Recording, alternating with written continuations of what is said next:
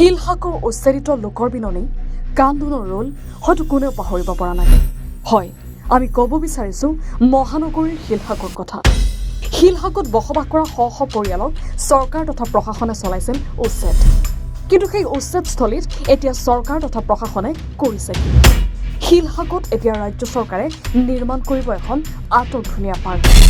আটকধুনীয়াকৈ পাৰ্ক নিৰ্মাণৰ বাবে এতিয়া পূৰ্ণগতিত চলিছে প্ৰস্তুতি। এফালে উচ্চাৰিত শ শ পৰিয়ালৰ দীৰ্ঘদিনৰ প্ৰতিবাদ আৰু আনফালে চৰকাৰ ব্যস্ত শিলহাকৰ পাৰত পাৰ্ক নিৰ্মাণত। কিদৰে পাৰ্ক নিৰ্মাণৰ বাবে দিনে নিশাই কাম চলিছে দেখুৱাইছোঁ এই প্ৰতিবেদনত। আপুনি নৰ্থ ইষ্ট ফুৰিম বুলি ভাবিছে নেকি? আপুনি নৰ্থ ইষ্ট ক'ত কেনেকৈ ফুৰিম বুলি যদি ভাবি আছে, তেতিয়াহ'লে এতিয়াৰ পৰা আৰু চিন্তা নাই। আপনি গাড়ী আছে।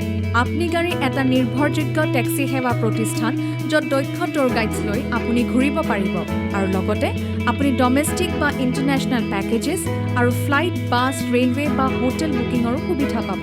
সবিশেষ জানিবলৈ আৰু সেৱা গ্ৰহণ কৰিবলৈ www.apnigari.com এতিয়াই লগ ইন কৰক অথবা স্ক্ৰীণত দিয়া নম্বৰত যোগাযোগ কৰক।